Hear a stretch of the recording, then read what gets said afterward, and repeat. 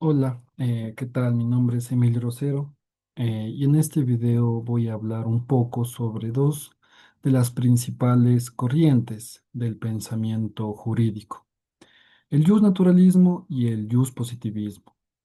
Estas teorías han marcado profundamente, ¿no?, la forma en la que nosotros entendemos o pensamos sobre el derecho, su relación con la moral y su función dentro de la sociedad en sí, de la sociedad en general. Aunque muchas veces estas dos corrientes se presentan como opuestas, ¿no? Sin embargo, ambas han contribuido significativamente para construir la base del derecho moderno, ¿sí? Empezando por el justnaturalismo, o también conocido como derecho natural, sostiene que el derecho no se limita a las normas creadas por el ser humano, sino que el justnaturalismo existe por principios universales o superiores que provienen de la naturaleza en sí, de la razón, del raciocinio, incluso para los católicos de Dios, dependiendo del contexto histórico, ¿no? Claro. Estos principios son intrínsecamente justos y por tanto una ley positiva que los contraiga no puede considerarse verdaderamente válida, ¿sí? Porque no son opuestos, como ya lo dije. El justnaturalismo tiene raíces muy antiguas en la filosofía griega. Tenemos, por ejemplo, Aristóteles, ya que hablaba de un derecho natural derivado de la esencia del ser humano, de la humanidad. Más tarde, los juristas, como por ejemplo Cicerón, afirmaron que la ley natural era común a todos los pueblos, más allá de las leyes de cada uno de estos, ¿no? Durante la Edad Media, Santo Tomás de Aquino desarrolló una versión teológica del justnaturalismo o derecho natural, explicando que el derecho natural deriva de una ley eterna, de Dios, y que el ser humano, mediante la razón, puede conocer lo que es justo y lo que no lo es, mediante la razón. En resumen, el justnaturalismo es una normativa jurídica que solo es legítima si se respeta los principios de justicia y moralidad, los principios universales. De ahí surge la famosa idea: una ley injusta no es una verdadera ley. El positivismo, por otro lado, en cambio, este representa una ruptura con el pensamiento naturalismo o derecho natural que acabamos de mencionar. Para el positivismo, el derecho no depende de la moral, ni de ninguna idea trascendente, de ninguna idea moral, sino exclusivamente el positivismo es la creación formal de una autoridad competente, es decir, cuando crean una normativa las autoridades competentes. En otras palabras, el derecho positivismo es válido para que éste sea justo, sino para que ha sido debidamente promulgado. Como ya lo mencioné, las autoridades competentes cuando crean normativas para el- la sociedad. Asimismo, Hans Kelsen dice que en el siglo XX desarrolló la teoría pura del derecho, perdón, que propone estudiar al derecho como un sistema normativo autónomo, sin recurrir a la política, la moral, que viene siendo el derecho natural, o la sociología. Según Kelsen, cada normativa obtiene su validez de otra superior hasta llegar a la normativa fundamental, que en la práctica es la Constitución. Para los positivistas, el papel del juez no es decidir qué es justo o qué es injusto, según el criterio moral, sino los jueces deben de aplicar la ley tal como está escrita. Esta visión aporta seguridad jurídica, ya que todos los ciudadanos pueden conocer las reglas que rigen su conducta sin depender de valoraciones subjetivas, sin depender de la moralidad. Más sin embargo, el positivismo también ha recibido muchas críticas, al igual que el naturalismo, sobre todo cuando las leyes formales han servido para justificar injusticias o abusos del poder, como ocurrió en regímenes totalitarios del siglo XX o que están ocurriendo actualmente, ¿no?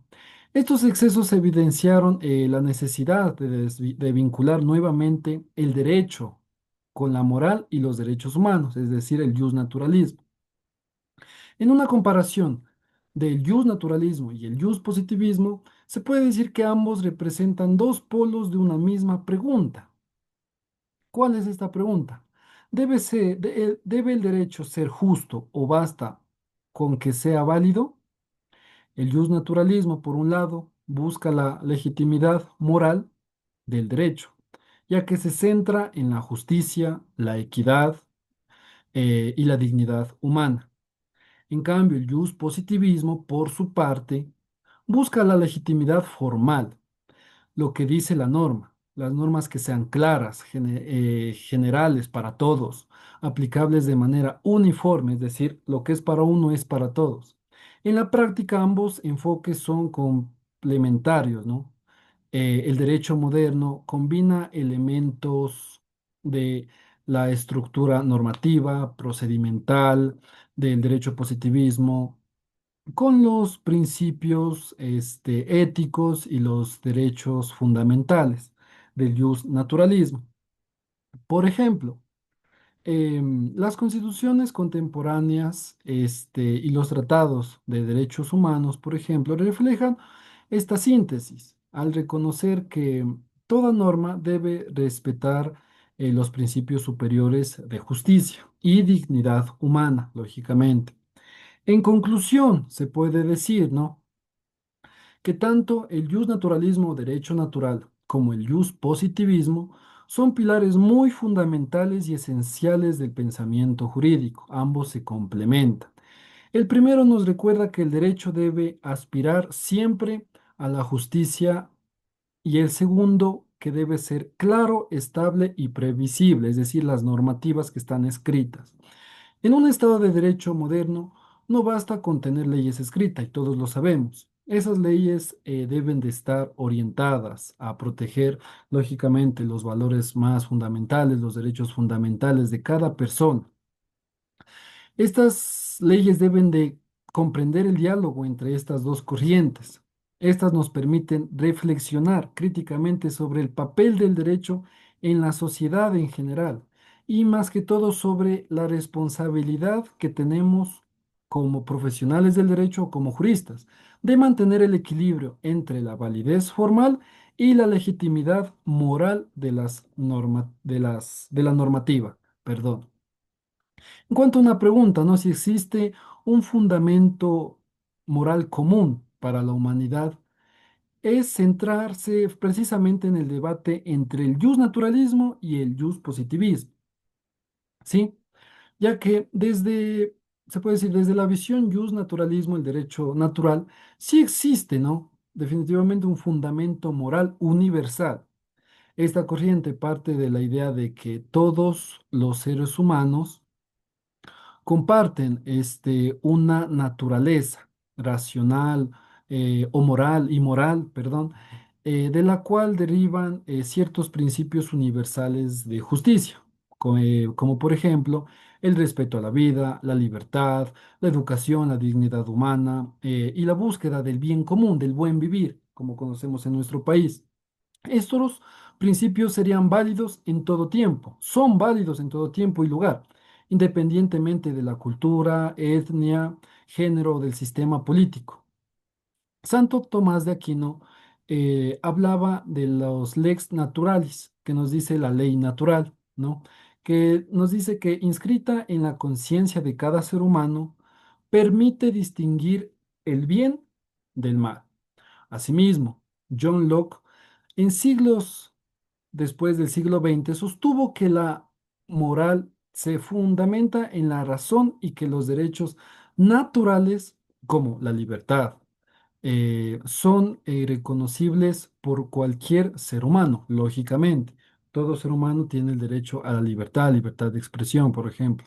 Desde esta óptica, el fundamento moral común sí existe, aunque las culturas lo expresen de formas diferentes, pero en conclusión sí existe. Sería algo así como un núcleo ético compartido que inspira los derechos humanos universales. En cambio, en el positivismo dice que no necesariamente existe, ¿no? Ya que el positivismo evita afirmar la existencia de una moral universal. Para los positivistas, se puede decir que los que dan validez al derecho es su moralidad. No es su moralidad, sino el procedimiento formal por el cual fue creado, es decir, la normativa que está escrita, ¿no?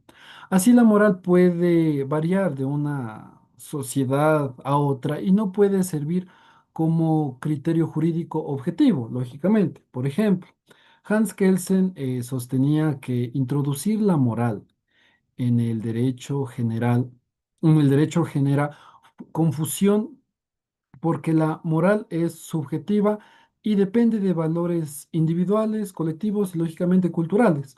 Para él, cada estado tiene el derecho de determinar su propio sistema normativo, sin necesidad de un fundamento moral común, es decir, cada país tiene su normativa, como lo hemos venido haciendo, ¿no? Desde siglos antiguos.